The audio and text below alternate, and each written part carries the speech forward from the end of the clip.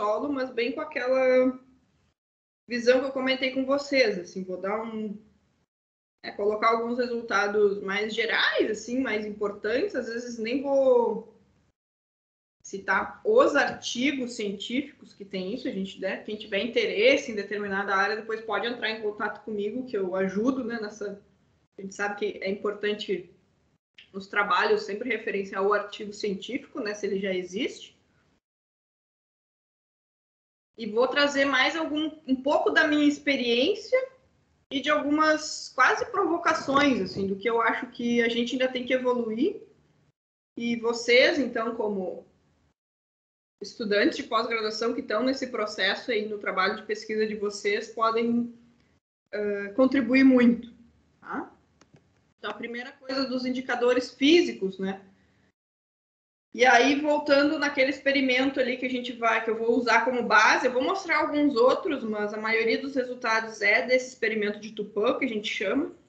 Então, tem as diferentes alturas de manejo do pasto, que a gente denomina, né, um pastejo intensivo com 10 centímetros de altura, pastejo moderado, 20 a 30 centímetros, pastejo leve, 40 centímetros de altura, né, sempre o método de pastoreio contínuo, e a área testemunha sem pastejo. E o primeiro dado que vem daquela lenda do casco lá, né? E porque esse experimento foi criado, na verdade, lá em 2001, né? Teve duas grandes razões, assim, duas grandes hipóteses, né? Serem verificadas, serem testadas. Uma delas, então, é em relação à compactação do solo. Muito, e até hoje a gente, apesar de ter trabalhos que mostram, mesmo resultado sempre, a gente ainda, né, tem que desvendar essa lenda, vamos dizer assim. E, de fato, pessoal, diversas medidas de vários indicadores físicos, né? Aqui a gente tem densidade, macroporosidade, mas ao longo dos anos, de várias avaliações que foram feitas, o que a gente detecta sim, existe uma compactação, afinal tem uma carga maior ali, né? Tem os animais ali em pastejo, né? Mais do que se não tivesse pastejo, né? Tem os bois ali, vacas, enfim, o que for, pisoteando. Mas ela é extremamente superficial, né? E essa é uma característica importante, né? Os animais, o casco dos animais, eles promovem uma compactação superficial do solo. Diferente do rodado dos maquinários agrícolas, que tendem a transferir a força e causar uma compactação subsuperficial, que depois a gente vai, inclusive, ver alguns resultados, né, dessa compactação subsuperficial nas áreas sem animais, aliada àquela menor produção de raízes, né, de como isso impacta, inclusive, indicadores químicos. Então, é basicamente isso. Quanto maior for a carga animal, né, que é maior quanto menor for a altura do pasto, aqui nesse experimento, maior vai ser esse adensamento, essa compactação superficial, mas que é facilmente revertida durante o ciclo da lavoura. Pela própria passagem, né, da semeadora, já é capaz de romper essa camadinha superficial compactada, tá? Sem chegar a causar perdas produtivas devido a essa compactação superficial, tá? E, de novo, é claro que a gente tem uma grande variabilidade em relação a isso. Assim como a gente tem lá da parte química, né? É claro que a gente também vai ter da parte física. E esse aqui é um dos trabalhos que demonstrou isso. Isso aqui foi no ano de 2008, 2009. Foi feito lá no experimento. Ao final do ciclo da pastagem, foi feito, né, um perfil de como estava o solo, a variabilidade acima da superfície do dossel da pastagem e a resistência à penetração desse solo. E depois, alguns anos mais tarde, também foram feitos estudos, né, esses eu não trouxe aqui, mas quem tiver interesse, da própria distribuição espacial do esterco, né, e algo que ainda não foi feito, mas que vem sendo feito em outros experimentos e que também nos ajuda a entender isso sobre o caminhamento dos animais, né? A gente sabe que existem certos padrões que vão influenciar em relação a isso. Mas, de novo, né, o que os resultados demonstraram é, ó, no pastejo mais intenso, no 10 centímetros, uma compactação superficial, né, que não abaixo de 10 centímetros, a não ser aqui em alguns locais da própria variabilidade do solo, mas não resultado do manejo em si. Que quando nós temos aí o pastejo moderado já não existe. No entanto, né, apesar da gente essa compactação ser revertida na fase lavoura, da gente não ver o impacto disso produtivamente e de não chegar a níveis críticos de compactação para as culturas, embora ocorra, a questão da dinâmica hídrica ainda é algo que a gente tem muito a responder. E esse estudo aqui de infiltração de água mostra um pouquinho disso. E aí é bastante complicado da gente conseguir inferir sobre isso em experimentos de parcela, né? E até mesmo porque a própria vamos dizer assim, esse comportamento animal vai ser completamente diferente numa área pequena, nos experimentos de parcela, por mais que as parcelas sejam grandes, nesse experimento a gente tem parcelas de quase 4 hectares, né?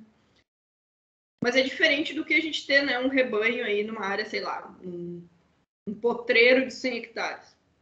A gente sabe que o comportamento vai ser diferente.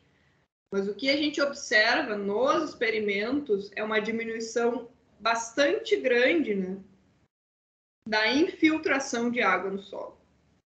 E aí, isso aqui sim, vocês sempre fazendo no final da fase pastagem, no início do experimento, 13 anos depois, e no final da fase soja. Então, realmente, depois da fase lavoura, aumenta a infiltração desse solo, porque diminui a compactação superficial, né, do final da fase pastagem, e nós temos claramente um efeito de tratamento aqui.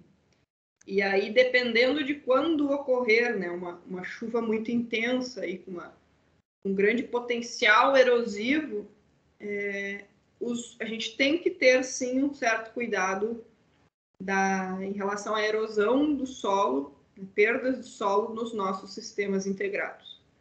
Porque, de fato, a compactação existe superficialmente, não que vá prejudicar, né, mas isso diminui a taxa de infiltração, que é o que esses dados mostram, e isso, principalmente no pastejo intensivo, né, como a gente pode ver aqui, mas aqui a gente já vê também no 20 centímetros, pastejo moderado.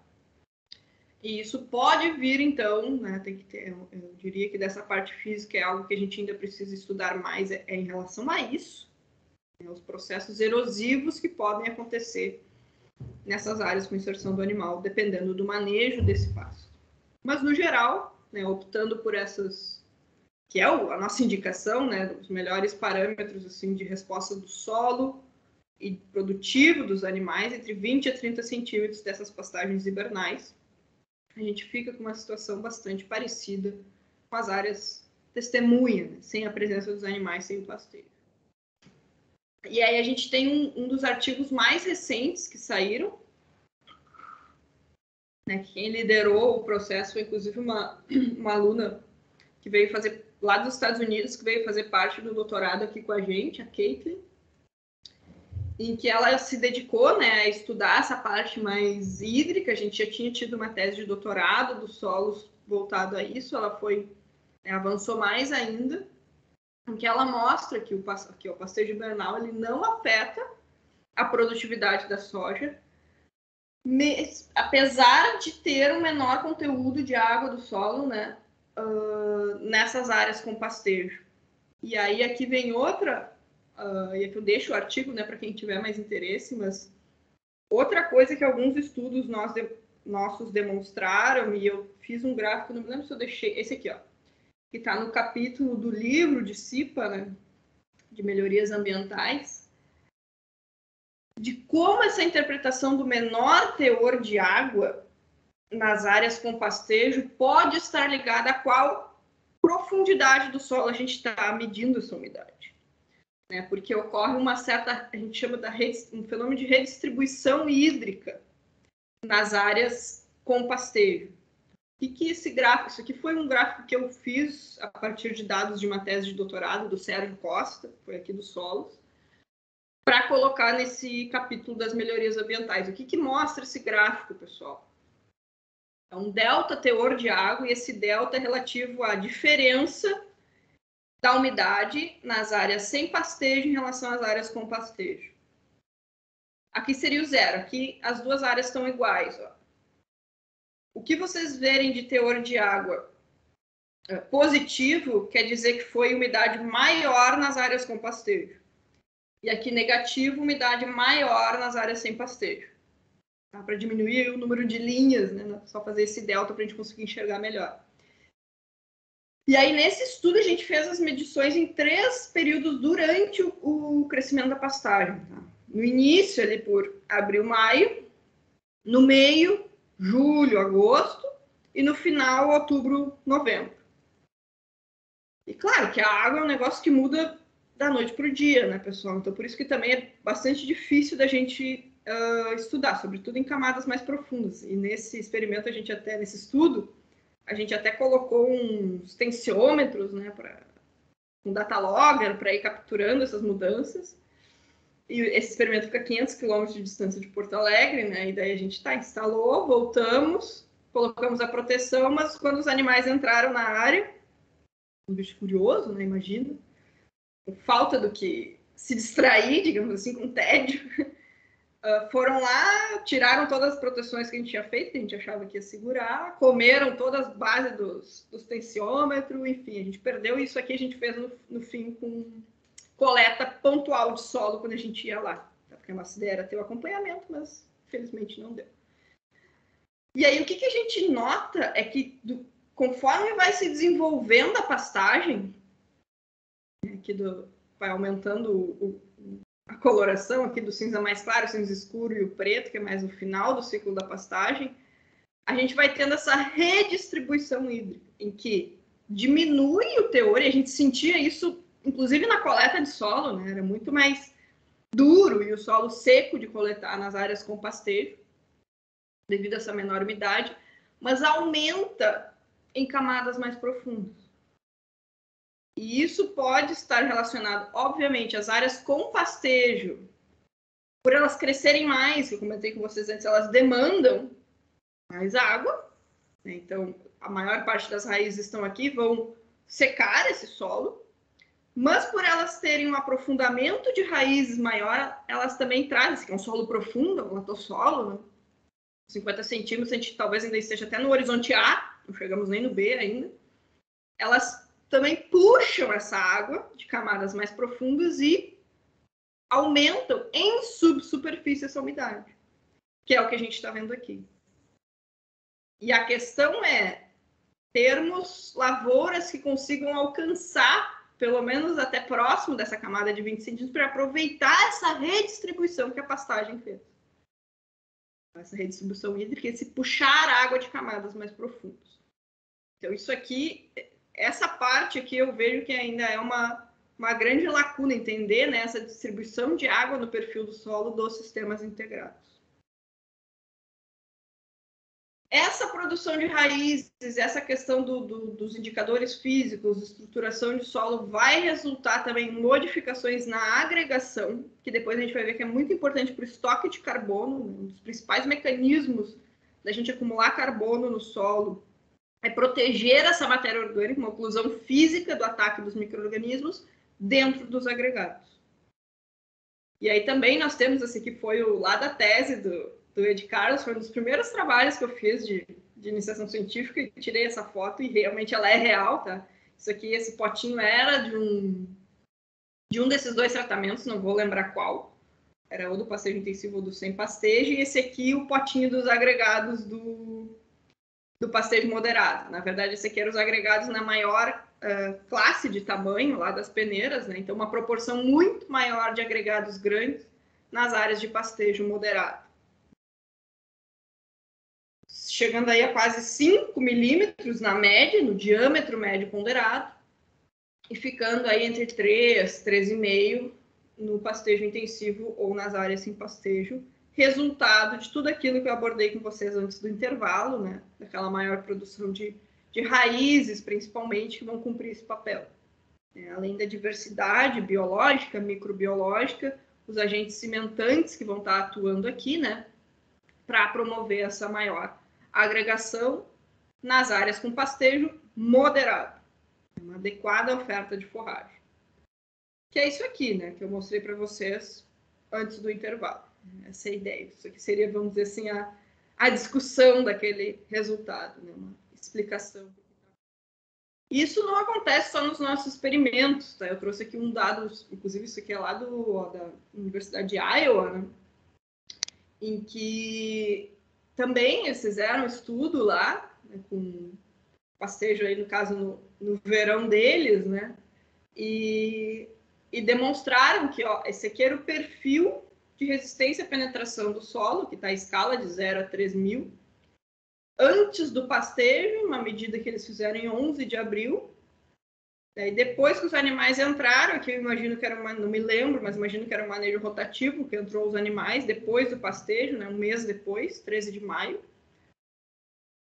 Comeram, então, essa parte aérea, né? Produziu mais raiz, que é o que está demonstrado nesse esquema também, e diminuiu a resistência à penetração do solo, devido a essa descompactação biológica, que a gente pode chamar, essa ação das raízes, quando bem manejado. E a gente observou isso, agora voltando para o Brasil, para aquele mesmo experimento, em outros estudos também, né, que abordaram a densidade do solo até camadas mais profundas, aqui 50 centímetros de profundidade. E vocês vejam que o que a gente tem aqui, né? A gente muda completamente o padrão do comportamento da densidade do solo a partir dessa camada aqui, dos 10 centímetros. Essa coleta foi feita em outubro, novembro, final do ciclo de pastejo. E vocês vejam, a gente tem uma densidade menor nas áreas sem pastejo e maior nas áreas com pastejo, até 10 centímetros de profundidade. Até justamente ali onde vai esse efeito do casco dos animais compactarem essa camada superficial. E a partir dessa profundidade, pessoal, a gente tem algo completamente diferente numa magnitude muito maior. Vocês vejam o tamanho do solo menos compactado que a gente tem nas áreas com pastejo, a partir dos 10 centímetros, especialmente a partir dos 20 centímetros. E como é que isso acontece? A nossa única, nesse estudo não foi feito, mas uma das únicas explicações que a gente tem é as raízes. É um solo que está todo ali presinho, né, com as raízes, ele não vai compactar. Ele está sendo segurado pelas raízes das plantas. Ele não vai se adensar e se compactar. Como nas áreas sem pastejo a gente não tem isso, a gente não tem esse estímulo, esse estresse benéfico da herbivoria estimulando as plantas a crescerem mais, ele se compacta. Isso aqui é uma compactação clássica do maquinário agrícola que acontece nas áreas puramente agrícolas, né? E o próprio natural, às vezes, do solo, né? Pode ser, então, que essas raízes estejam realmente ajudando a melhorar o ambiente físico, comparando até com o que seria o natural, até pelo manejo prévio dessa área, né? Que está em plantio direto desde 1993, essa área aqui. E essa amostragem foi feita em 2014, se eu não me engano, essa aqui. Isso, né, é uma das principais coisas que explica, dentre outros que a gente vai ver, mas eu sempre gosto de mostrar junto isso aqui, principalmente para provocar o pessoal da lavoura, digamos assim, né? Desse trabalho aqui, inclusive do professor Aníbal, né, foi uma espécie de meta-análise que foi feita, com um N aí bem grande, maior deles para soja, N de 30, feijão 2, milho 13, arroz regado 2, que fez um comparativo, então, da produtividade da lavoura em áreas com e sem pastejo no sul do Brasil. E tudo que está acima da linha é produtividade maior da lavoura nas áreas que tiveram pastejo hibernal. E vocês vejam aí que 93% dos casos, a gente tem esse rendimento aqui, ó, maior nas áreas de lavouras pós-pastejo hibernal. Aí uma das grandes explicações realmente pode estar nessa dinâmica aqui. Aqui que hoje se fala muito inclusive nessas competições, né, de maior produtividade, é perfil de solo. Tem que ter perfil de solo. O que é perfil de solo? Tem que produzir raiz. Quem é que vai produzir raiz para nós? Geralmente não é a cultura principal, né? Essa cultura da entre-safra, digamos assim. E o pastejo, bem manejado, cumpre um papel muito importante nesse aspecto. E aí, além da parte dos indicadores físicos que essas raízes ajudam, isso vai ter um papel muito importante também nos indicadores químicos, quando a gente fala dos nutrientes. A gente sabe que muitos dos nutrientes que a gente tem no solo são extremamente suscetíveis a perdas. Perdas, por exemplo, por lixiviação, esse movimento descendente de água no perfil do solo.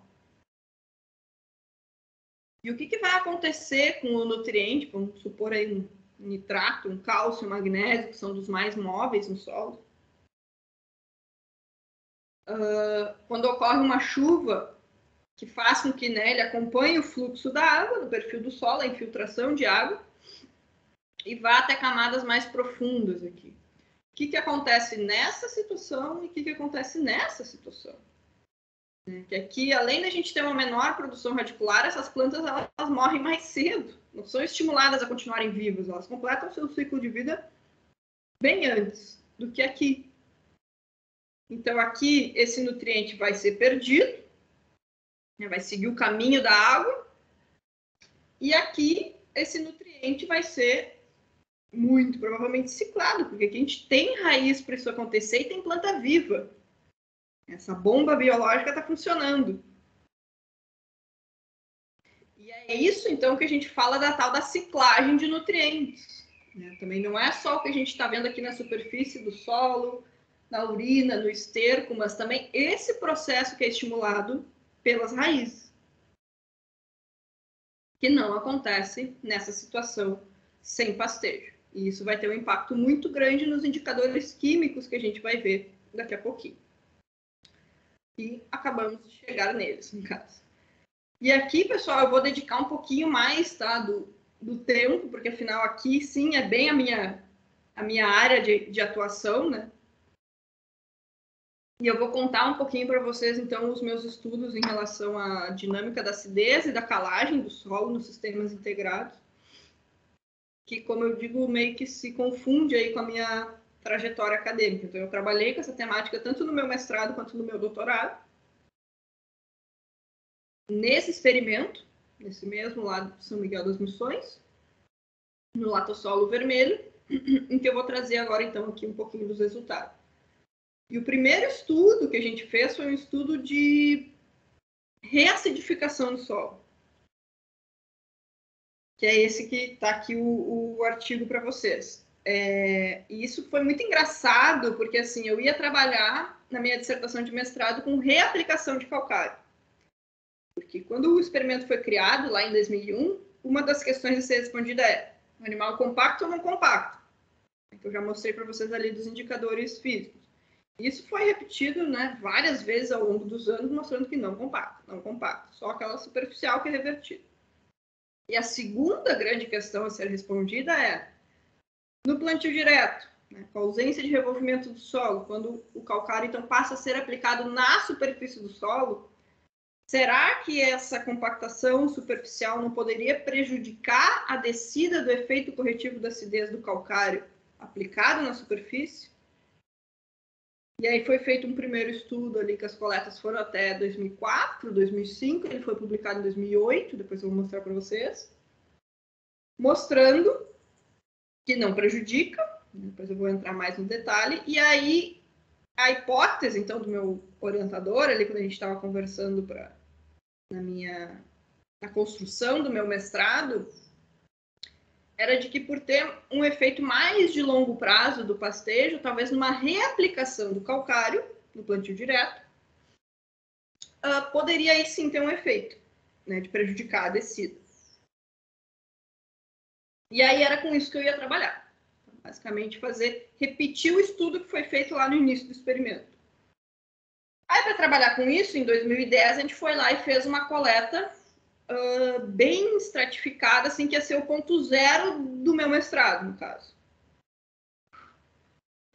E aí, quando a gente fez essa coleta, eu notei que o ponto zero, a gente já estava partindo de coisas diferentes.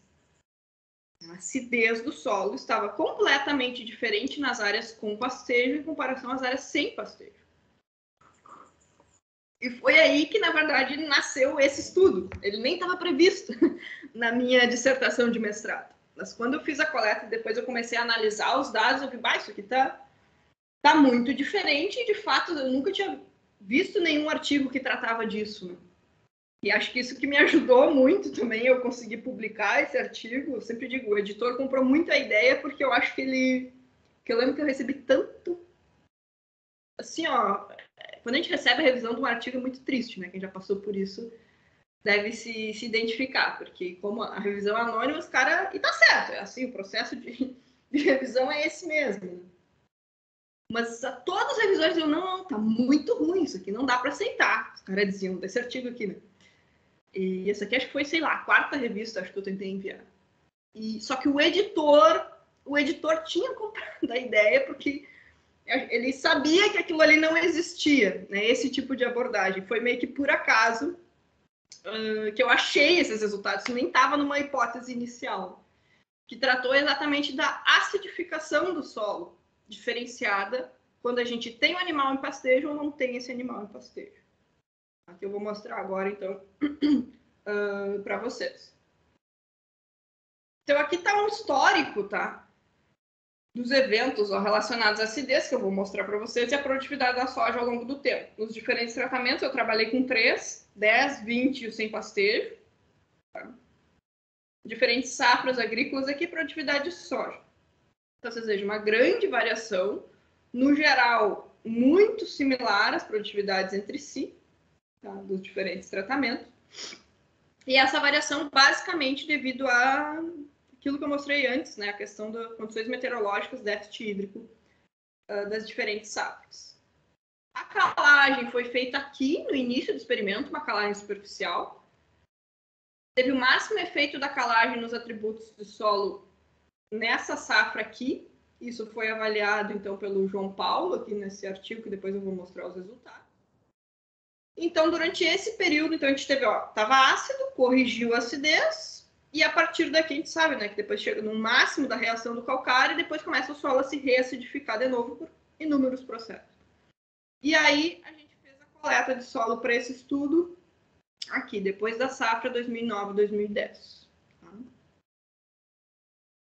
Aqui, se a gente for ver, só para justificar essa variação grande da produtividade de soja, realmente por causa dessa variação na precipitação ocorrida durante a safra.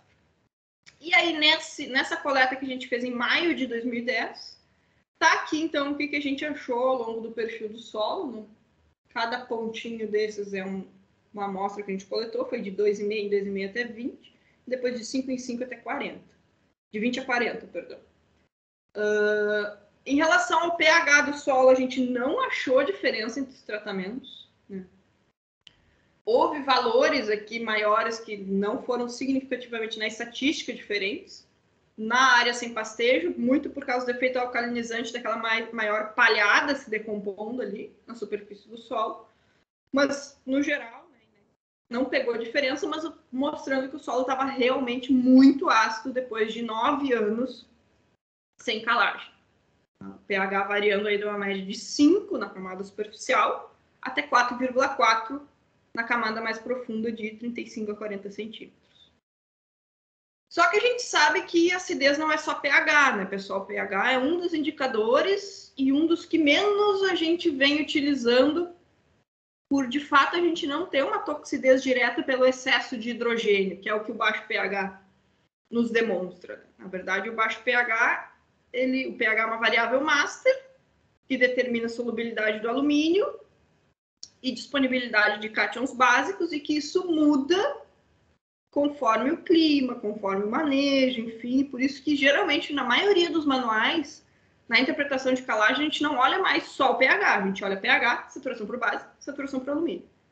Porque a planta, a percepção da planta em relação à acidez e aos malefícios da acidez está muito mais ligada a uma baixa saturação por bases e uma alta saturação por alumínio do que ao efeito propriamente dito do baixo pH.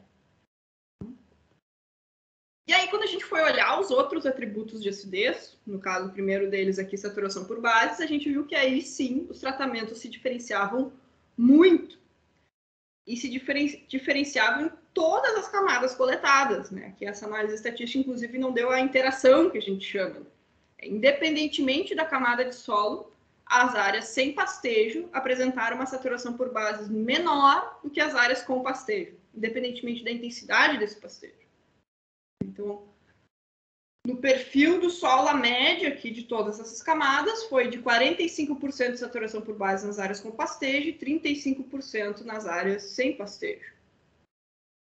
E quando a gente olhou a saturação por alumínio, a mesma coisa, só que obviamente, né, ao contrário, uma maior saturação por alumínio, uma magnitude ainda maior nas áreas sem pastejo, comparativamente às áreas com pastejo, independentemente dessa intensidade de pastejo. Vocês vejam que aqui foi muito parecidos os valores ao longo de todo o perfil do solo. E aí, como o pH não variou, mas a saturação por base e a saturação por alumínio variou, nós encontramos, então, essas relações diferenciadas entre o pH e esses atributos, esses outros indicadores de acidez. O que nos leva, isso é outra coisa assim, que eu tenho vontade de ir adiante, porque a última vez que eu fiz isso foi realmente no meu mestrado, a pensar em indicadores de tomada de decisão de calagem diferenciados para os sistemas integrados, para quando a gente tem a pecuária. Porque vocês vejam aqui, ó, para cada 0,1 unidade de pH, né, nessa faixa aqui que a gente está medindo, né, a gente sabe que depois isso tende a estabilizar, aqui deu uma linear, porque foi mais ou menos desse 4,3 a 5,2. O aumento da saturação por base foi o dobro, praticamente, do que nas áreas sem pastejo. E se a gente for pegar aqui, vamos supor aqui os 65%, né, de saturação por base que a gente tem aqui, que teria que ter para ter uma boa disponibilidade de cálcio e magnésio. A gente alcançaria isso nas áreas com pastejo em torno de um pH de 4,8 e nas áreas sem pastejo lá por um pH de 5,2. Isso quer dizer, então, que os sistemas integrados, né, ao menos aqui por essas relações, a gente teria que testar as plantas nisso, eles suportam um pH menor, porque esse pH menor ainda significa uma maior saturação por base e disponibilidade de cálcio e magnésio. Muda essa relação entre os indicadores de acidez. E o mesmo foi observado para a saturação por alumínio. Então, se a gente pegar ali os 10% de saturação por alumínio que a gente tem também como base para evitar, manter até 10% para evitar problemas de fitotoxidez de alumínio. Mesma coisa, a gente vai ter aproximadamente um pH de 4,8, que vai garantir no máximo esses 10% de saturação por alumínio nas áreas com pastejo, e entre 5,1, 5,2 aqui novamente, nas áreas sem pastejo.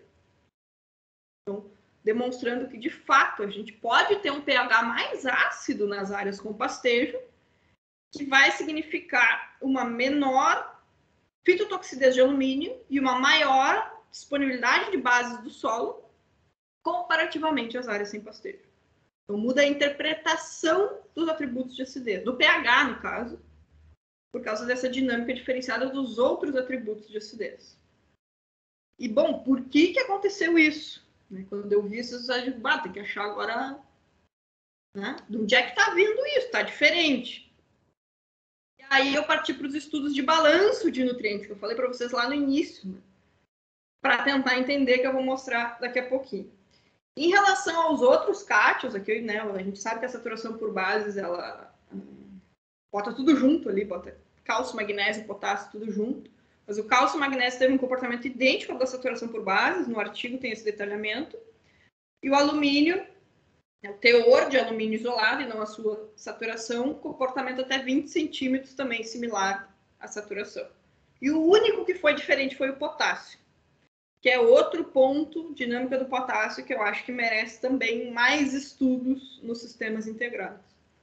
Então, foi o único que não seguiu aquela tendência de manter maiores teores disponíveis nas áreas com pastejo, apenas aqui em camadas superficiais, mas em camadas mais profundas foi inclusive maior aqui algumas vezes nas áreas sem pastejo. Tá? E a gente atribuiu isso na época da discussão do artigo, né, a maiores perdas, porque nesse caso pode ser que a ciclagem não seja eficiente, porque a gente pode ter uma perda grande na urina. Cerca de 80% do potássio que o animal ingere volta na forma de urina, numa forma prontamente solúvel, extremamente concentrada, né, que pode fazer com que boa parte desse potássio seja perdido pelo fluxo dessa urina no solo, mesmo com raízes mais profundas. Esses números, dependendo da intensidade de pastejo, podem ser muito grandes, né, como desse dado aqui que eu trago para vocês. E teve recentemente um artigo de uma orientada do professor Tales, né, que trabalhou com isso, que mostra e traz um pouco de como esse potássio pode estar indo, na verdade, não estar sendo perdido, mas estar indo para outras formas, não trocável, por exemplo, que muitas vezes o método do Melish não pega, né, nas áreas com pastejo, porque essa aplicação concentrada do potássio na urina, aquele excesso de potássio na solução do solo faz com que ele entre para dentro das cavidades siloxanas de alguns argilos minerais e não seja detectado no laudo de análise. Mas a planta consegue extrair ele. Tem mais sobre o potássio. Esse aqui é um dos últimos artigos publicados que se debruça, né, mais sobre isso. Além, então, daquelas relações entre pH e saturação por baixa e saturação por alumínio, a gente achou também relações diferentes entre CDC efetivo, até porque, né, armazenou, digamos, mais cátions no solo, nas áreas com pastejo, em relação ao carbono orgânico. Então, vocês vejam aqui, para o mesmo teor de carbono orgânico, essas cargas negativas oriundos da matéria orgânica, né, principalmente dos radicais carboxílicos, são mais preenchidas por cátions trocáveis, né, e não por hidrogênio, no caso, nas áreas com pastejo, comparativamente às áreas sem pastejo.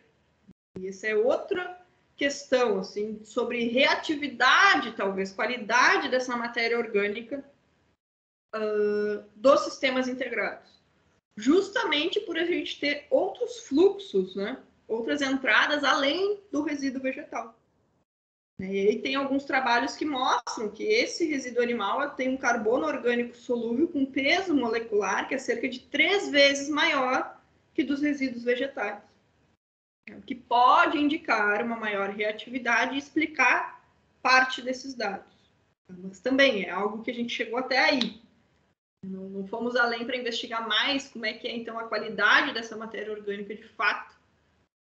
Especialmente, por exemplo, exatamente embaixo de uma placa de esterco, né? O que está acontecendo ali com essa outra forma aqui de carbono retornando outra estrutura, na verdade, ali do esterco, né, em vez do resíduo vegetal. E tem nos trabalhos que a gente fez, né, que a cada ciclo de pastejo, a gente tem aproximadamente 2% da área coberta por placas de fezes, né?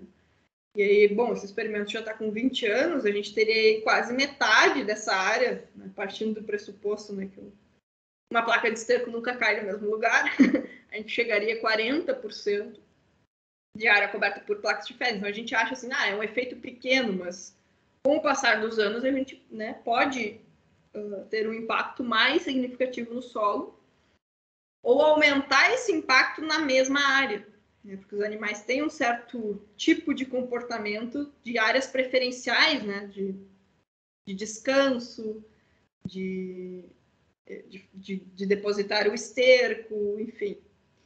E isso estar influenciando o solo com esse fator tempo auxiliando. Além do próprio estímulo na produção de raízes, que a gente sabe que, né, mais raiz, mais solo rizosférico, mais diversidade da microbiota, mais exudação de compostos orgânicos, isso também pode auxiliar aí numa maior reatividade desse carbono do solo. E, bom, para entender um pouco desses dados, como eu comentei antes, a gente partiu para fazer balanço de nutrientes e como o artigo era focado em acidez, a gente fez justamente dos cátions básicos trocáveis. Cálcio, magnésio e potássio. Cálcio e magnésio são dois nutrientes muito fáceis, assim, da gente fazer o balanço, porque eles geralmente não têm... A maior parte do que está no solo realmente é trocável.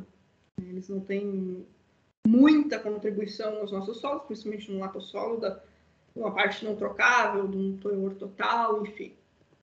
E aí, o que a gente fez, pessoal, foi... Pegamos lá o solo de 2001, né, quanto que tinha de cálcio na camada de 0 a 40, transformamos isso em quilos de cálcio, saiu do centimol carga por decímetro cúbico, utilizamos a densidade, né? Um monte de regrinha de 3, transformar isso em quilos de cálcio, além do resíduo que estava na superfície do solo, a gente tinha esse dado do resíduo, tínhamos dados de outros anos de qual era aproximadamente o teor de cálcio desse resíduo, e computamos isso no estoque inicial, lá em 2001, que os diferentes tratamentos, pastejo intenso, pastejo moderado e sem pastejo, tinham 1 kg de cálcio. Computamos as entradas, né? A gente tinha esse controle, todos os tratamentos sempre foram iguais, o manejo da fertilidade, então o que entrou via adubo de cálcio, principalmente via adubo fosfatado, né? Super simples, super triples, tem uma quantidade de cálcio, isso aqui ao longo dos 9 anos, e o que entrou via calagem, aquela calagem inicial de 2001, quase 1 tonelada de cálcio em todos os tratamentos pelo calcário. E aí, computamos também, fizemos a soma do que saiu ao longo desses 9 anos. E aqui fazendo análise dos grãos de soja, extrapolando isso para todos os anos, fazendo análise de umas 3 safras, acho que a gente fez. Então, vocês vejam que saiu aí nem 75 quilos de cálcio, então é muito pouco exportado cálcio nos grãos de soja, e na carne bovina, né, menos ainda. Nem 10 quilos de cálcio, isso aí acumulado ao longo de 9 anos. Claro que se isso aqui fosse um sistema de produção de leite, ou um sistema de cria, isso aqui mudaria bastante. Lá a gente tinha uma recria-terminação. E aí, por diferença, e lá tem toda a explicação no artigo, do estoque final, menos o que entrou e o que saiu de forma produtiva, a gente chegou, e o que tinha, né, no início, no que foi perdido de cálcio ao longo desses 9 anos. Na forma de lixiviação, de escoamento superficial, o que seja. E aí chegamos nesses números muito grandes aqui. Muita perda de cálcio e de magnésio, a gente vai ver também, são os dois principais cátions de solo perdidos, né, os principais componentes da CTC. Mais de 1 tonelada de cálcio sendo perdido nos diferentes tratamentos. Significativamente bem maior essa perda nas áreas sem pastejo. O que resultou, então, no estoque final da amostragem que a gente fez em 2010, num balanço bem mais negativo de cálcio ao longo desses 9 anos, nas áreas sem pastejo. E a justificativa aqui desse balanço mais negativo, da gente ter um estoque final de cálcio menor nessas áreas sem pastejo, é justamente a maior perda. E com esse tipo de cálculo, a gente consegue enxergar isso. Porque, ó, entrou a mesma coisa. No início tinha coisas diferentes, mas a gente está levando isso em conta. Entrou a mesma coisa. De forma produtiva, saiu isso aqui. No final tinha isso aqui, a gente consegue inferir, bom, o que está faltando aí desse balanço é perda. Está aqui ela. Um balanço bem mais negativo nas áreas sem pastejo. Próximo de 0 aqui no pastejo moderado, né? Positivo 25. E menos 121 nas áreas de pastejo intenso. Então, isso aqui é menos perda, mais ciclagem de nutrientes nas áreas de pastejo moderado. Fizemos a mesma coisa para o magnésio, não vou passar aqui um por um, né? Foi só para vocês entenderem mais ou menos a ideia. E mesmos resultados, né? Um balanço mais positivo no pastejo moderado, menos positivo no pastejo intenso, e levemente negativo aqui, né, nas áreas sem pastejo, né? Novamente devido a mais perda dessas áreas sem pastejo. E em relação ao potássio, tem aquele artigo que aborda isso, né? Aqui a gente fez, o potássio é um pouquinho diferente, porque ele tem formas não trocáveis, e aqui a gente trabalhou só com trocável. E aí achamos, então, em todos os tratamentos, né, foi negativo esse balanço de potássio, ele é bem mais exportado nos grãos de soja, comparativamente ao cálcio e magnésio. Então, praticamente tudo que entrou via adubação saiu, ou até mais. Resultando, então, como tem perdas, né, nesse balanço negativo para todos os tratamentos, mas, novamente, menos negativo nas áreas de pastejo moderado. E aí a explicação, né, a perda, que muitas vezes a própria aplicação de adubos, por exemplo, a ureia, que é o que a gente utilizava lá no inverno, para adubação da pastagem, a gente sabe que vários desses adubos, incluindo a ureia, produzem ânions na sua dissolução após algumas reações, né? Ânions que são extremamente móveis no perfil do solo e até repelidos das camadas superficiais pela CTC da matéria orgânica, que se acumula mais em camadas superficiais. Se ligam a esses cátions, né, que também são mais móveis no perfil do solo, formam um par iônico de carga neutra e ficam suscetíveis a serem perdidos naquela imagem que eu mostrei antes ali das raízes e do nutriente. Nas áreas com pastejo tendo esse bombeamento, né, e nas áreas sem pastejo não tendo, resultando em mais perda. Na maioria da formação, principalmente do nitrato, a gente tem uma acidificação, então abaixa o pH do solo. Na reação de nitrificação, né, a gente tem, ou na dissolução desses adubos, a gente tem geração de prótons, então diminui o pH do solo. Esses ânions levando embora os cátions que estavam aqui na CTC da fase sólida do solo, por lixiviação, abaixando o pH, quem aparece é o alumínio, né, que estava ali na estrutura dos minerais, passa a ocupar a CTC, da fase sólida do solo, explicando aqueles resultados de diminuição da saturação por base e aumento da saturação por alumínio maior nas áreas sem pastejo, em que esse processo deve ocorrer justamente por não ter uma ciclagem mais ativa em maior proporção. E aí, ainda nesse estudo, a gente trabalhou com a eficiência de uso dos nutrientes, que eu acho que a professora Tangriani também já comentou bastante com vocês, né, que é uma forma da gente avaliar o sistema como um todo. E aqui, inclusive, na época, uma sugestão do professor Paulo Carvalho, da gente, né, igualar com produção de proteína do sistema, apesar de que a soja produz muito mais proteína do que a própria carne bovina, né? Então, geralmente, quem vai determinar a maior produção de proteína é a produtividade de soja, ainda que a carne tenha um valor alimentar, né, muito maior do que a soja, principalmente pensando em seres humanos. Então, a gente fez esse cálculo da eficiência de uso de nutrientes, em que a gente chegou, né, que para cada... que a gente precisa, né, não, que a gente produz, perdão, esses valores aqui de proteína para cada quilo de nutriente utilizado no sistema de produção. Então, a gente produz mais proteína nos sistemas com pastejo, comparativamente aos sistemas sem pastejo, no que diz respeito à utilização de cálcio e magnésio. E potássio, né, a partir desses balanços realizados com as frações disponíveis e trocáveis, não houve diferença, então, entre os tratamentos.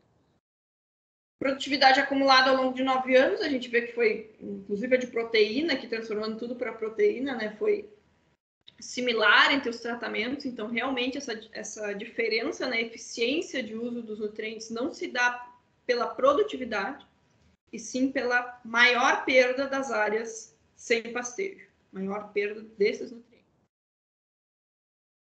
E se a gente for pegar tudo isso que manteve de cálcio e magnésio no solo nas áreas sem pastejo, o que isso significaria de quantidade de calcário que a gente teria que aportar para igualar essas quantidades de cálcio e magnésio de 0 a 40 centímetros? Significa 4,5 a 6,5 toneladas por hectare de calcário, que deixou de ser perdido. Isso, o cálculo do cálcio e magnésio, quanto que mais ou menos o calcário dolomítico forneceria de cálcio e magnésio, tá? Foi assim que eu fiz esse cálculo. que deixou de ser perdido quando a gente tinha a ciclagem de nutrientes mais ativa, né, com esses animais em pastejo. O que vai se refletir, né, ao longo do tempo, muito provavelmente numa menor necessidade de calagem, né, de intervalo, maior intervalo de anos entre calagens, entre eventos de calagem, quando a gente tem o animal em pastejo, suportando aquele pH mais ácido lá, como eu comentei, porque ainda mantém uma maior saturação por bases e menor saturação por alumínio. E aí, bom, eu comentei para vocês lá no início, né, esse estudo que eu mostrei aí da acidificação, ele foi quase um achado, assim, a gente nem tinha hipótese para ele, foi lidando com os dados que eu fui vendo que esses resultados existiam, né, que o foco principal era esse aqui, a aplicação de calcário em superfície se o pastejo prejudica, e esse aqui tinham sido os resultados do primeiro estudo, com a aplicação superficial de calcário em 2001, simplificando aqui os resultados das áreas médias, das áreas com pastejo e de sem pastejo, a gente teve a descida do efeito corretivo da acidez do calcário aplicado em superfície até essas camadas aqui, que estão demonstradas, a avaliação foi até 25 centímetros, tá? E claro que cada atributo de acidez tem uma profundidade de descida diferente por causa dos diferentes mecanismos de descida do efeito corretivo da acidez. É um mecanismo físico ou químico. A gente vai dar uma olhadinha depois. Mas geralmente para aumentar pH tem que ter descida da partícula do calcário. Então o aumento do pH ele é até camadas menos profundas no geral. E saturação por base, saturação por alumínio a gente consegue mexer até camadas mais profundas porque pode ser um mecanismo de descida química, né, dos produtos da dissolução do calcário. Não necessariamente que a partícula do calcário tem que descer. E já naquele primeiro estudo, em 2001, então se demonstrou, né, que o calcário, o efeito corretivo da acidez do calcário aplicado em superfície, ele não só não é prejudicado com o pastejo, como para todos os atributos de acidez, ele é maximizado com o pastejo. Então, esse efeito corretivo da acidez foi até camadas mais profundas quando houve pastejo. Como a gente pode observar aqui, ó, para o pH, para a saturação por bases e para a saturação por alumínio. Mas aqui, então, esse estudo ele foi até 25 centímetros e as diferenças eram poucas. Foi igual ou um pouquinho maior nas áreas com pastejo. E aí a gente repetiu, então esse que foi o foco, né, do meu mestrado, a gente repetiu esses estudos 9 anos depois, o solo tinha se acidificado, lá com aquele pH que eu mostrei para vocês, e medimos durante 2 anos e meio a resposta do solo à calagem. Então foi mais ou menos isso aqui que a gente fez, a gente reaplicou o calcário em maio de 2010, depois daquela coleta, né, do primeiro estudo, e investigamos, depois de 1 ano, coleta de 6 em 6 meses. Durante os anos de 2011 e 2012. Em maio, final do ciclo da soja, em novembro, final do ciclo da pastagem.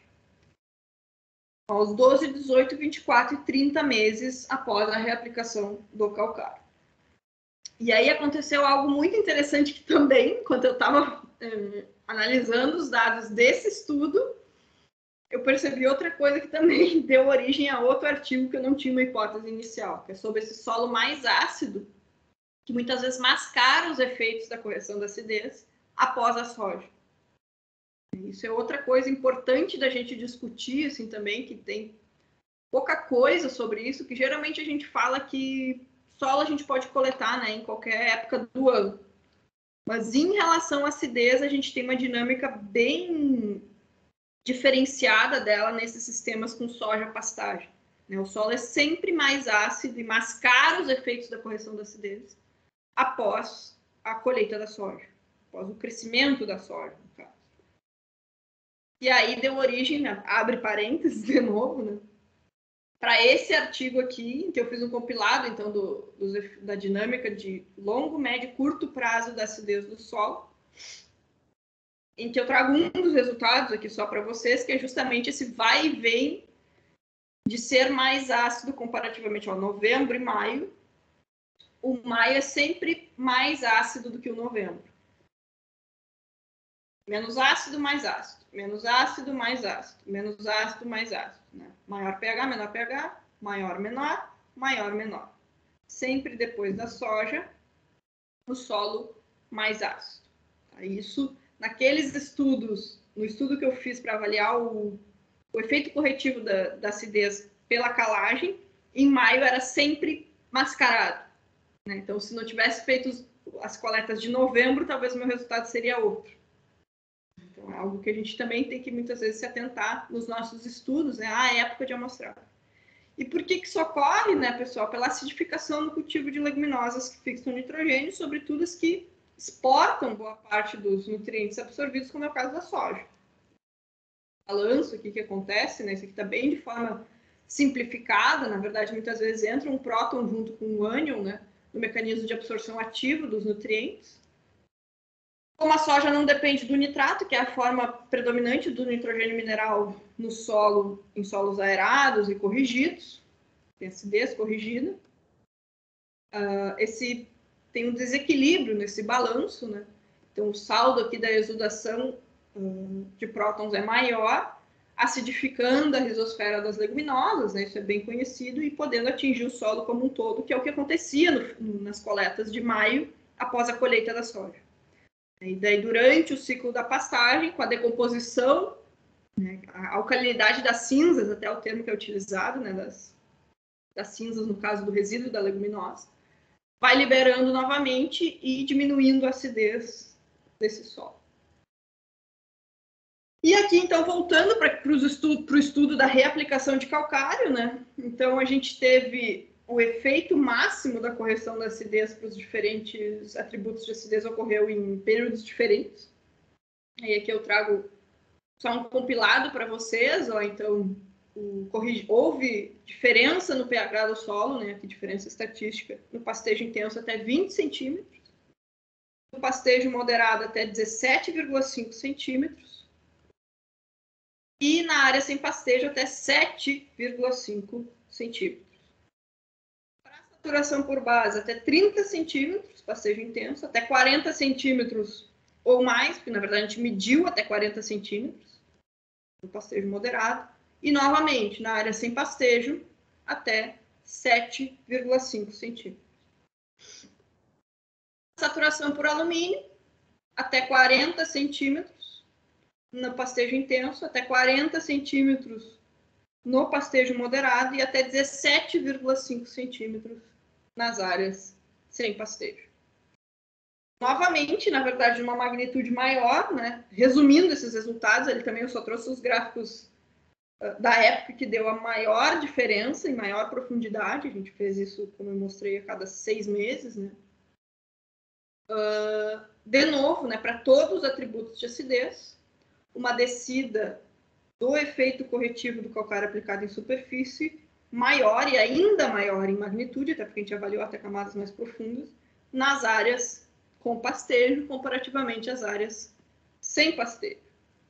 E por que isso? Né? O que está lá na nossa discussão desses dados? Questão das raízes, que a gente já viu, o material orgânico se decompõe, continuidade de poros, e aí tem, inclusive, trabalhos que mostram isso, como ocorre de fato a descida das partículas do calcário por essa continuidade de poros das raízes. A própria fauna edáfica que a gente viu também, que forma, né, essas galerias aqui, que também são bioporos, né, para ocorrer essa descida das partículas do calcário, que também a gente vai ter mais nas áreas com pastejo. Isso falando de descida física, mas a gente tem também a descida química do calcário, né? Por exemplo, do próprio esterco, a gente viu lá o carbono orgânico dissolvido, né, com uma maior reatividade, podendo se ligar, então, às bases, aos produtos da dissolução do calcário, cálcio e magnésio, e mobilizar até camadas mais profundas. Além disso que a gente já viu, né, do solo risosférico, exudação de compostos orgânicos, enfim. E aí, na minha tese de doutorado, só aqui para entrar, a gente, vou só passar bem por cima, né? A gente entrou para estudar o alumínio, né? Que é algo bem polêmico, digamos assim, nos nos manejos conservacionistas como um todo, no plantio direto, e também ainda inexistiam trabalhos que abordavam isso do ponto de vista da integração lavoura-pecuária. Então, na minha tese, a gente entrou nisso, e eu tenho só um artigo publicado até agora, ainda bem que meu orientador não me cobra mais, mas eu estou me cobrando, no caso, né? Agora estou botando os meus alunos para me ajudar a publicar os artigos do doutorado. E eu vou mostrar um estudo que já foi publicado. Então, a gente sabe, né, pessoal, o alumínio do solo causa fitotoxidez, o pH do solo influencia. Esse aqui é um modelo conceitual da minha tese, que eu disse para vocês que é importante fazer, né, para todos os trabalhos fazer. O pH do solo afeta a disponibilidade de nutrientes. A própria disponibilidade de nutrientes afeta o alumínio do solo. A gente sabe que a força iônica da solução do solo influencia na fitotoxidez do alumínio, na atividade do alumínio. A matéria orgânica do solo também influencia, complexando o alumínio e podendo aumentar a disponibilidade de nutrientes no solo, reter mais, né? A ciclagem de nutrientes, como os trabalhos anteriores demonstraram, também afetar o pH do solo e a disponibilidade de nutrientes. Essa exudação, absorção radicular também. E aí vem o manejo do sistema, né, que eram os meus tratamentos, manejo da cultura de cobertura, ter ou não ter o pastejo, que vai afetar vários fatores, a própria calagem, e a partir dessas relações, mais o tempo e a metodologia de análise, que eu criei, então, todas as hipóteses para o desenvolvimento do meu doutorado, né? Meu doutorado está resumido aqui, não vou esmiuçar para vocês, mas é esse tipo de exercício que é bem interessante da gente fazer. E que eu nem vou mostrar, mas eu trabalhei também com essa parte da metodologia de análise para entender melhor o que as plantas realmente, abre aspas, aí, né, enxergam, que é outra coisa que eu acho que a gente tem que se debruçar, né, quando a gente fala de fertilidade do solo. Dentro da ciência do solo, a fertilidade é a área que relaciona solo e planta. Não dá para a gente ficar só olhando para os atributos de solo, porque muitas vezes a metodologia de análise diz uma coisa, mas as plantas estão dizendo outra. A resposta das plantas está dizendo outra coisa. Então, também eu entrei sobre isso no meu doutorado, e aqui eu só vou trazer, então, o primeiro artigo que já foi publicado, o primeiro estudo, que é naquela mesma coleta dos 9 anos depois, né, que a gente viu que tinha diferenças de acidez, aquele primeiro estudo ali que eu mostrei dos indicadores químicos. E aí a gente foi detalhar o que acontecia com o alumínio. Naquele estudo a gente falou muito do balanço dos cátions básicos, o alumínio ficou quase meio, né, só na saturação para o alumínio e o teor trocado. Então, nesse estudo a gente foi investigar como é que ele estava tanto na solução, especiação do alumínio, quanto na fase sólida, o fracionamento desse alumínio na fase sólida. E aí, na solução do solo, a gente acabou que trabalhou só com a camada superficial, até porque isso foi necessário para a gente conseguir depois comparar as metodologias, foi outro estudo. E o que a gente detectou, e na verdade, para mim, eu trago aqui, eu digo, esse meu artigo, ele não, como é que eu vou dizer? Ele não serviu para trazer muita coisa nova, né? Mas o principal aqui, acho que foi a experiência que eu gostaria de compartilhar com vocês, porque eu briguei muito com os revisores também nesse artigo. E porque o início do experimento, pessoal, que é essas primeiras colunas desses 3 gráficos, ele era diferente. E eu analisei o solo do início do experimento e vi que era diferente. Como assim no início era diferente? O experimento está errado, então? E eu tinha 2 opções, né? Ignorar isso, e muitos trabalhos partem desse princípio que o início é igual, mas a gente sabe como o solo é heterogêneo, por melhor que seja o delineamento, né? Ou realmente matar isso no peito e dizer, olha, o início foi diferente, o solo é heterogêneo, e foi isso que eu fiz, né? Porque se eu considerasse que o início era igual e ignorasse esses resultados do início aqui que estão diferentes para algumas dessas variáveis, os resultados lá dos 9 anos depois iriam indicar uma coisa que na verdade não era essa coisa. Eu tinha as análises que mostravam que não era assim. E eu lembro dos revisores nossa, me criticaram muito, assim, o trabalho, dizendo, isso aqui, olha esse experimento, o início começou totalmente diferente, não dá. E lá ia eu acho que isso aqui, acho que foi umas 4 rodadas, assim, de revisão, e eu sentava, escrevia a cartinha, toda justificativa, de que entendia que não era ideal, mas que, né, era o que tinha acontecido, variabilidade do solo, buscava outros artigos para dizer como era, enfim. E passou, mais uma vez, eu digo, os revisores criticaram bastante o artigo, mas está ali publicado. E para mim a principal contribuição dele é isso, é mostrar que o início pode ser diferente. A gente pode começar com um experimento que entre os tratamentos vai ter diferença entre os tratamentos por uma variabilidade do solo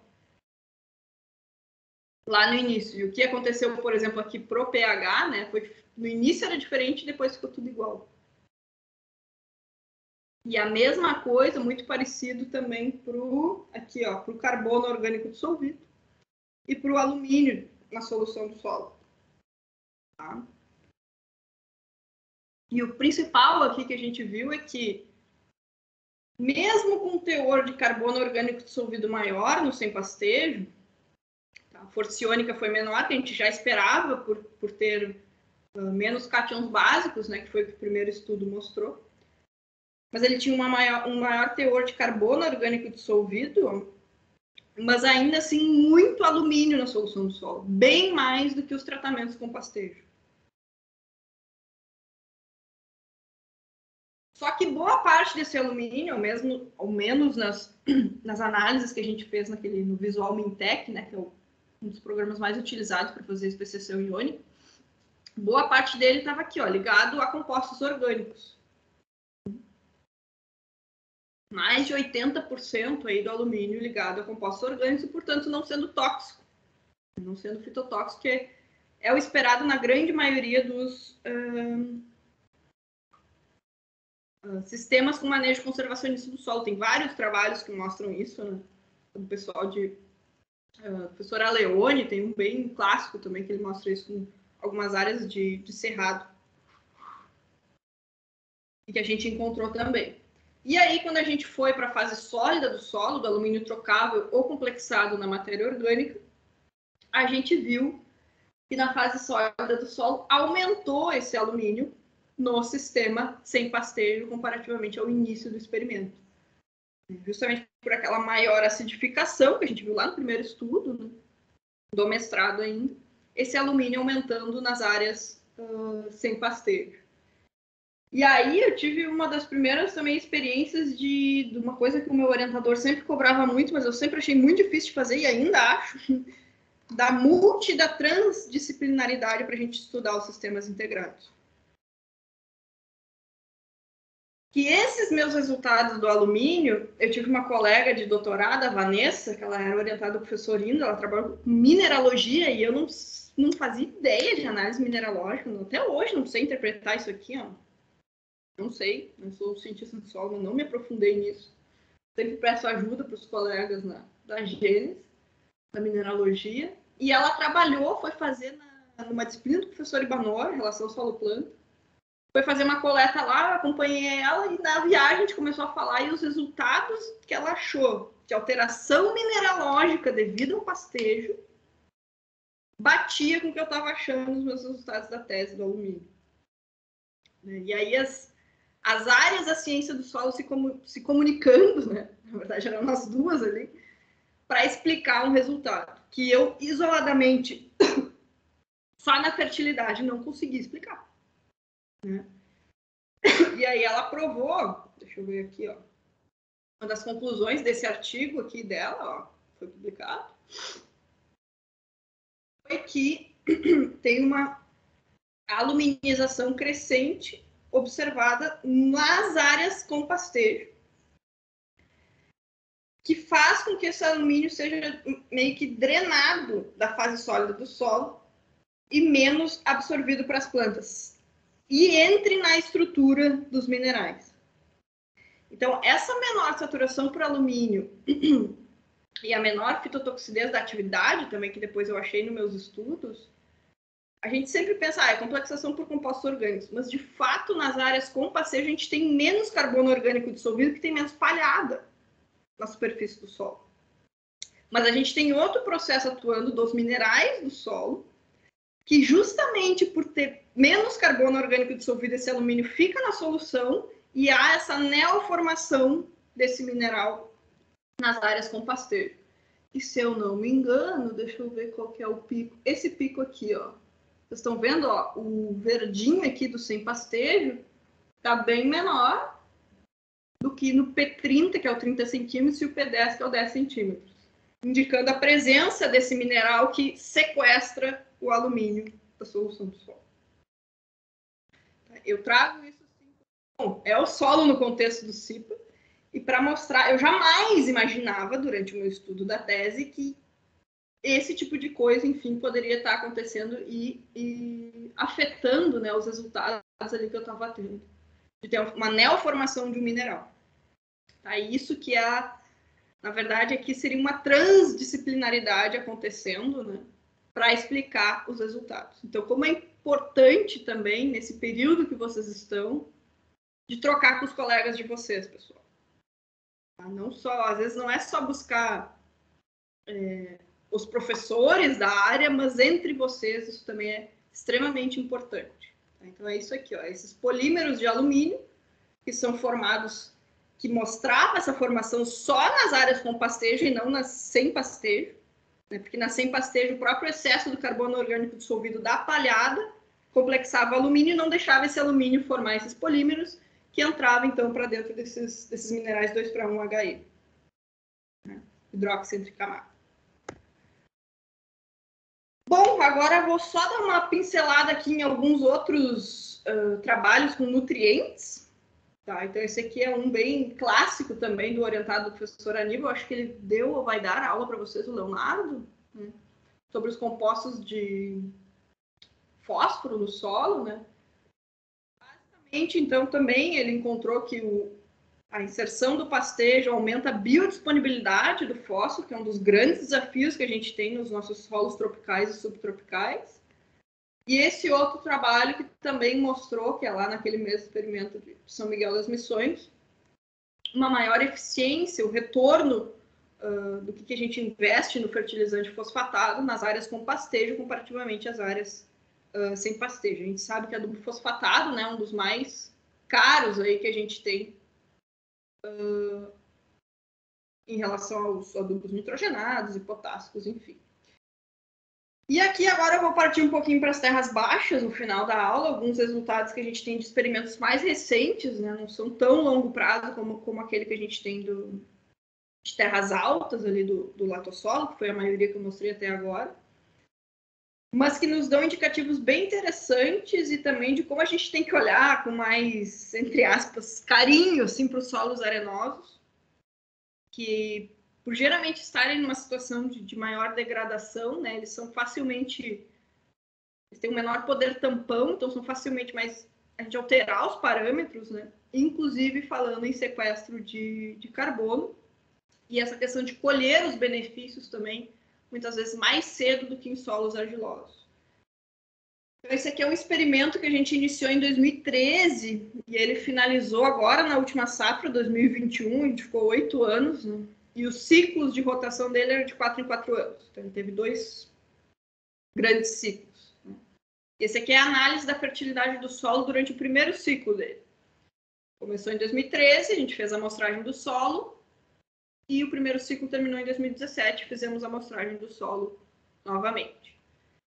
E aí lá, na verdade, são 5 sistemas testados, eu trouxe 3 aqui para simplificar um pouco para a gente entender. É lavoura de arroz, tá? Então, a gente tem o pousio hibernal lavoura de arroz, pecuária hibernal lavoura de arroz, todo ano, durante 4 anos, aqui no caso, e uma pecuária de longo prazo, 3 anos e meio de pecuária, com a lavoura de arroz entrando apenas no 4º ano, de 4 em 4 anos. Partindo daqueles conceitos de adubação da pastagem, tá, pessoal? O que a gente observou aqui em relação ao fósforo disponível? Diminuição, que é o que se espera, principalmente com a recomendação da adubação de fósforo que a gente tem para o arroz, né, que não leva em conta as filosofias de correção do solo, de aumentar e chegar até um teor crítico. No arroz a gente não tem isso aqui no Rio Grande do Sul, né? Não diminuiu o teor, mas quando a gente tinha pecuária, ó, saiu mais ou menos de 10 todos os tratamentos, né? 10 miligramas por decímetro cúbico de fósforo, aumentando para 15 com essa pecuária hibernal e aumentando para 25 com a pecuária de longo prazo. Isso em 4 anos. Potássio, a mesma tendência, mas em menor magnitude. E matéria orgânica, os resultados mais surpreendentes, né? Então, diminuindo matéria orgânica no pousio lavoura e aumentando muito significativamente nessas áreas com pecuária em apenas 4 anos. E quando a gente vai olhar, então, a produtividade de grãos nesses sistemas, ó, na média, aqui o que a gente teve, falando do arroz, né? O arroz sem pecuária, com pousio, produziu 10 toneladas, não é uma produtividade ruim, né? Esses sistemas eram bem manejados, mas a gente ganhou 1 tonelada em média a cada ano, com a pecuária no inverno. Então, a pecuária trazendo esse benefício para a lavoura. E quando esse arroz foi rotacionado com soja, com a pecuária no inverno, mais 1 tonelada de ganho no arroz e uma média de produtividade de soja em terras baixas muito boa. Essa soja não era irrigada, né? E a gente produziu, em média, os 2 anos que teve soja, 4 toneladas por hectare. Então, mostrando realmente esse benefício do solo que a gente viu lá sendo colhido, benefício da pecuária no solo sendo colhido também nas lavouras, arroz quanto de soja. E nos permitindo, né, pensar em novos manejos da adubação depois que a gente construiu essa fertilidade, que eu comentei lá no início, né, do solo compartimento centralizador, do que a gente tem que buscar. Né, e pensando em reduzir essa adubação da lavoura ou partir com uma adubação de sistemas, né, que vocês viram com a professora Tangriani. Então, ó, depois de 4 anos da adoção dos sistemas, que foi com aquelas análises de solo ali que eu mostrei para vocês, o arroz pousio ainda segue respondendo a fósforo e potássio, enquanto, quando a gente tem o arroz pecuária, né, ele deixa de responder. Ele produziu até um pouquinho menos, mas na verdade aqui não teve diferença estatística, né? A gente podendo tirar esse fósforo e potássio do arroz, jogar na pastagem apenas para repor e não deixar a fertilidade do solo diminuir. E aí a gente tem a questão do nitrogênio, que também acredito que a professora Tangriani, né, falou bastante com você sobre isso. Eu só vou mostrar esse resultado aqui mesmo das terras baixas do arroz, que a gente ainda vem estudando. Depois de 4 anos, então uma escadinha de aumento de produtividade da curva de resposta ao nitrogênio no arroz pousio, o clássico, né? E quando a gente vai pegar o CIPA arroz pecuária, a gente vê que sem nada de nitrogênio, já produziu mais do que com 150 quilos de nitrogênio no arroz pousio. E a gente estabiliza a resposta à adubação aqui, quando a gente alcança com 50 quilos de nitrogênio por hectare, com um patamar produtivo de 11 toneladas de grãos de arroz. Isso tudo, papel da construção do solo, em que essa inserção do animal em pastejo, principalmente nesses solos com menor poder tampão, podem trazer para nós. Soja em terras baixas, né? Aqui também tem um experimento. Esse aqui, na verdade, a gente fez no 2º ano da... Professora? Oi, pode falar. Eu sou natural do Rio Grande do Sul também, sou da fronteira oeste ali. E daí até eu já comentei com a professora Tangri aqui, o que a senhora acha da parte da imobilização, porque no arroz fica resteva, né?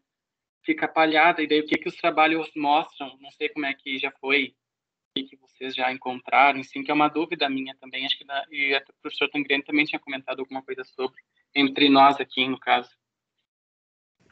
Eu acho que tem uma aula prevista com o Felipe Carmona, né? Eu tenho certeza que ele vai falar muito desse assunto com vocês, mas assim, em resumo, o que a gente observou nos trabalhos? Tem que ter um picador e espalhador de palha muito bom, que a maioria das propriedades de arroz não tem, né? Da colhedora do arroz, para não formar aqueles montes, porque senão é praticamente impossível fazer alguma coisa nascer ali.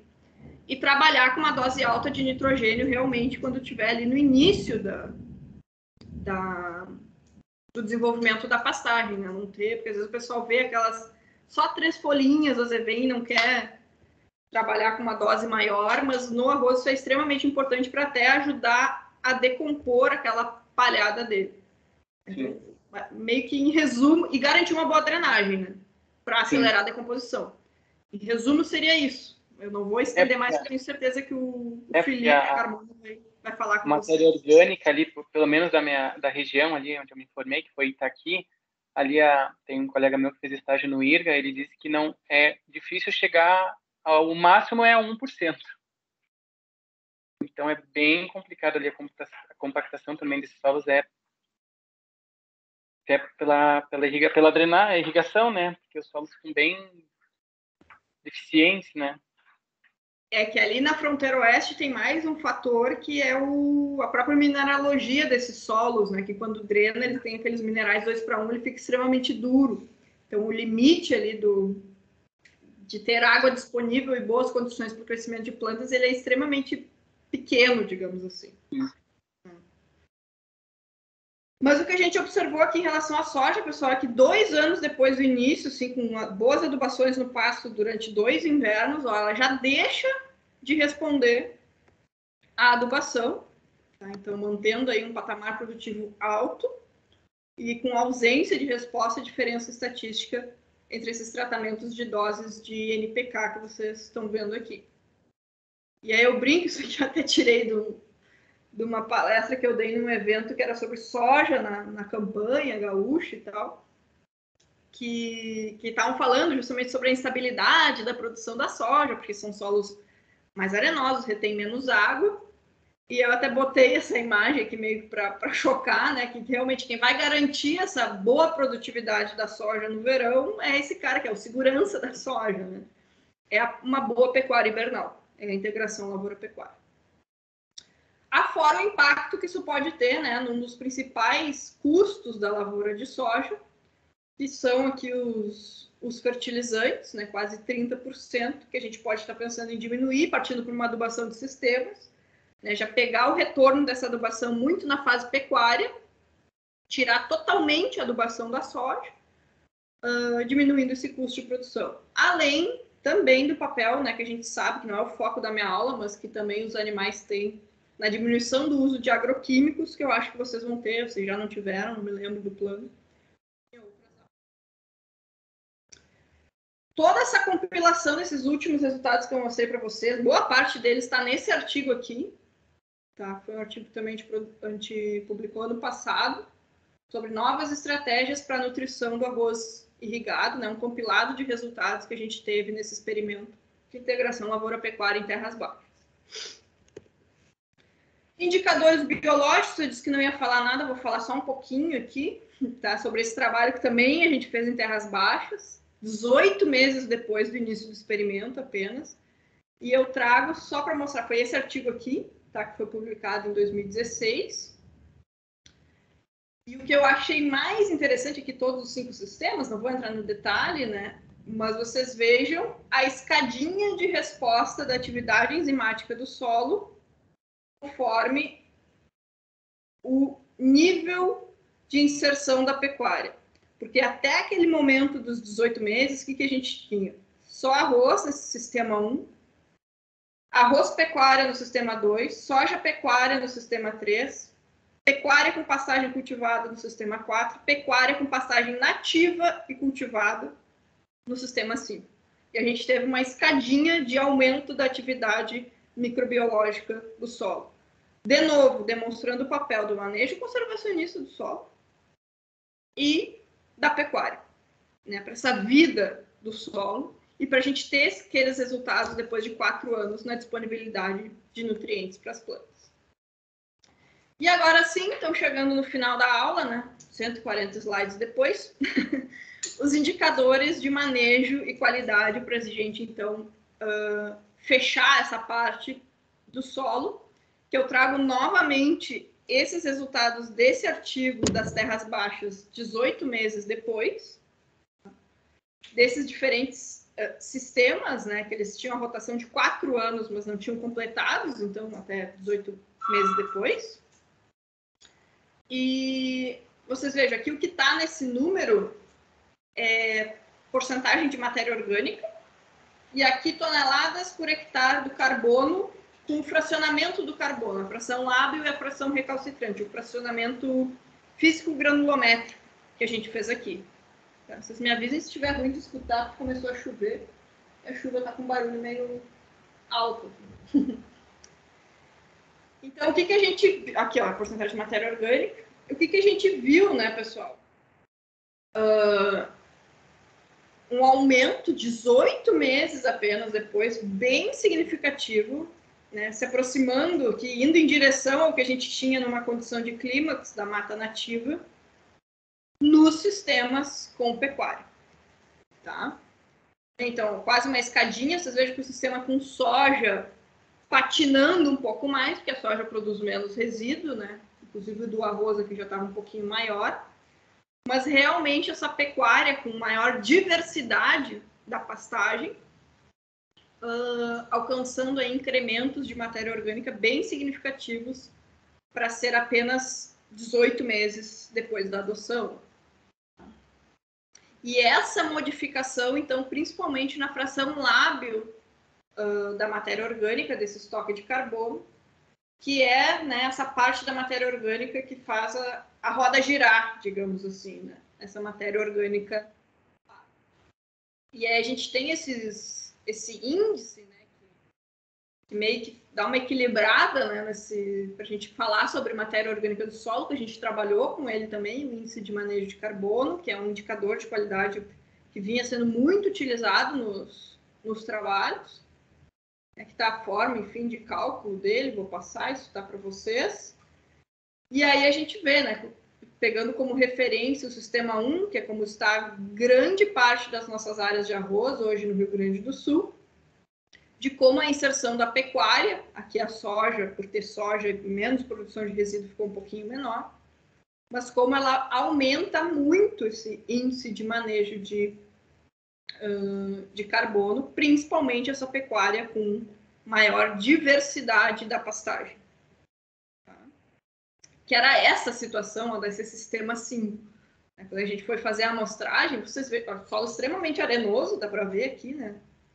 Mas aqui uma grande massa de raízes, uma grande diversidade de espécies vegetais, aqui eram trevo branco, cornichão e azevém no inverno e campo nativo de sucessão no verão, né? Fazendo esse trabalho, então, com uma boa oferta de forragem, uma boa pecuária, né, um bom manejo, fazendo esse trabalho, então, do sequestro de carbono, com adubação, nesse sistema. E aqui, ó, eu acho que eu já mostrei, né, essa imagem para vocês, o agregadinho de solo completamente cheio, aí, o solo arenoso, que geralmente a gente pega e se desagrega todo. A gente conseguia pegar os agregados por causa dessa grande massa de raízes que a gente tinha. E aqui tá, né, essa metade escondida, as raízes que a gente encontrou nessa coleta que a gente fez. A diferença aqui em relação ao sistema 1, então parte aérea em verde e as raízes aqui em marrom, sendo inclusive maior a produção de raízes do que toda a produção da parte aérea durante aquele inverno, em todos os sistemas. Vocês vejam aqui, ó. Então, uma importante contribuição, né, dessa metade escondida aí das plantas, especialmente nesses sistemas aí de solos arenosos, terras baixas.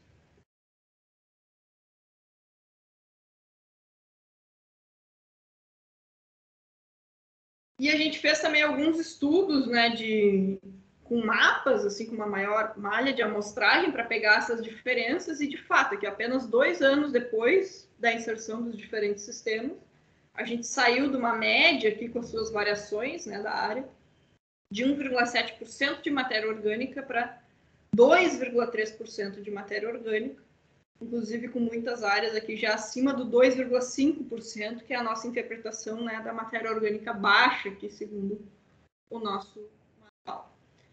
E observamos isso também, né, nesse experimento lá das terras altas, aqui a gente voltou agora para o experimento de Tupã, de São Miguel das Missões, a importância da oferta de forragem para garantir esse estoque maior de carbono, né, que lá a gente testava isso e realmente o pastejo intensivo diminui esses estoques de carbono e a gente consegue manter algo muito similar aqui às áreas sem pastejo, quando a gente tem o pastejo moderado e leve. E aqui é importante a gente salientar que essa área sem pastejo, pessoal, ela recebia a mesma adubação nitrogenada do que as áreas pastejadas, que não é muito comum, e a gente sabe que influencia muito no estoque de carbono. Então, muitos trabalhos que a gente, ou até em propriedades que a gente vai e compara áreas com e sem pastejo, geralmente os produtores não adubam a cultura de cobertura. Já é difícil adubar até quando é só para pastagem. E aí não acontece esse acúmulo de carbono, porque para acumular carbono no solo a gente tem que ter um balanço positivo de nitrogênio também, né? Aquela relação 10:1 de carbono e nitrogênio da matéria orgânica. Então lá no experimento a gente atribui esses valores similares, né? Devido a gente ter um balanço positivo de nitrogênio também nas áreas sem pastejo, pela adubação que é feita por questão de isolar fatores variáveis, né? Fontes de variação experimentais dos tratamentos. Então, em suma, né, que eu procurei passar aqui para vocês é como a pecuária é capaz de construir um solo com qualidade, por isso esse modelo de inserção da pecuária na lavoura, ele é extremamente promissor para nós aqui no sul do Brasil, trazendo basicamente esses benefícios, digamos assim, e por isso aproximando aquilo que eu falei lá no início, né, mais do entendimento dos processos e da utilização desses insumos de manejo a favor do sistema produtivo. E, claro, tudo isso que eu falei durante a aula toda acontece no campo, né? Mas eu acho extremamente importante que a gente saiba comunicar isso, né, para nossa valorização e por estarmos todos conectados, como eu coloquei ali no slide para vocês, de como isso chega no meio urbano, né, na cidade, e muitos problemas, inclusive, que a própria urbanização que acaba causando. E aí eu fiz aqui algumas estimativas para um outro evento que eu participei, que eu vou só compartilhar para vocês, para a gente refletir em relação a isso. Rio Grande do Sul, então, hoje, nessa questão da emissão dos gases de efeito estufa, é o 6º estado mais emissor do Brasil. E mais da metade das emissões do Rio Grande do Sul estão ligadas à agropecuária. Então, nossas atividades aqui, isso, a grande maioria dos estados do sul do Brasil, né, é parecido, a gente está muito pressionado em relação a isso aqui, né, pessoal? E se a gente for ver aqui do Rio Grande do Sul, as duas principais atividades agropecuárias mais emissoras de gases de efeito estufa é o gado de corte e o arroz, a produção de arroz. Bem o cenário ali que eu estava mostrando para vocês das terras baixas. E daí eu e o Denardim, né, me ajudou a fazer esse cálculo dos dados que a gente obteve naquele experimento, né? Claro que a gente sabe que isso aqui é possível porque são solos degradados e no início do acúmulo de carbono, mas nós tivemos taxas de acúmulo extremamente altas, que eu trago, que é o pousio lavoura, pecuária lavoura e a pecuária a longo prazo lavoura, taxa de acúmulo de carbono, camada 0 a 20, sequestro de carbono no solo, e se a gente fizesse, então, uma simulação, né, que essa boa pecuária aí fosse incorporada em pelo menos 1 milhão de hectares da nossa área de arroz, a gente sabe que tem 3 milhões aí que rotacionam com arroz irrigado, né, que hoje a produção de arroz tem, então, 10 milhões de toneladas de CO2 equivalente de anual. Então, se essa boa pecuária fosse adotada em pelo menos 1 milhão de hectares, a gente poderia ter aí uma mitigação de até 75% do CO2, da emissão de CO2 equivalente, graças ao sequestro de carbono no solo, com esse bom manejo da pecuária. Então, só um exercício rápido, assim, para mostrar o potencial desse manejo que a gente faz, né, que eu brinquei do dentro da porteira, em resolver também os problemas fora da porteira, e lá no início da minha aula, da questão do dilema produção versus conservação. Então, vocês veem, a gente consegue produzir, a gente consegue ter rendimento econômico, a gente consegue diminuir custo de produção, a questão ali dos fertilizantes, e ainda resolver problemas ambientais através desse sequestro de carbono, aumento do teor de matéria orgânica. Isso significaria a mitigação de 15% das emissões das atividades agropecuárias do Rio Grande do Sul e, no total, quase 10% de todas as emissões de CO2 equivalente. E algo que eu acho que também a gente tem que avançar nos estudos, né, em relação a essa questão do sequestro de carbono no solo, e aqui eu trago o artigo do Lucas, orientado do professor Tales, que trabalhou num experimento que já foi encerrado ali na Estação Experimental Agronômica, em que ele viu justamente o efeito do manejo do sistema integrado, e não mais ficar provando o sistema integrado sim ou não, acumula mais ou não, a gente tem vários trabalhos que mostram isso, mas o manejo do sistema integrado nesse processo de acúmulo de carbono e nitrogênio no solo. Então, aqui, os resultados dele mostraram basicamente, bom, temos mais acúmulo de carbono se a intensidade de pastejo for menor, que é o que está mostrando aqui, carbono e nitrogênio, e temos mais acúmulo de carbono na monocultura em comparação com a rotação de culturas, por causa do papel que a soja faz aqui, um resíduo com menor relação CN, mas uma maior qualidade do resíduo, portanto, para aportar esse carbono no solo. Né? Porque o milho aqui produzia pouca matéria, não cumpria esse papel, e provavelmente era um sistema, então, que tinha, ele discute lá no artigo, né, um déficit de nitrogênio, por isso a soja foi mais importante, então o sistema que tinha mais soja acumulou mais carbono. Então, é um artigo bem interessante, assim, que quem está trabalhando nessa área eu recomendo, né? Porque ele é um pouco ao contrário do que a gente imaginava, mas tem toda uma explicação de porquê disso, né? De como isso pode ser diferente, dependendo do local que a gente está trabalhando. E nesses gráficos, né, ele mostra justamente isso, como que a mesma quantidade de carbono incorporada via os resíduos, resulta em maior carbono no solo na monocultura. Vamos pegar aqui, ó, se a gente traçasse uma linha aqui reta para cima, né? Carbono no solo menor na rotação de culturas e maior na monocultura, por causa desse papel, então, do nitrogênio.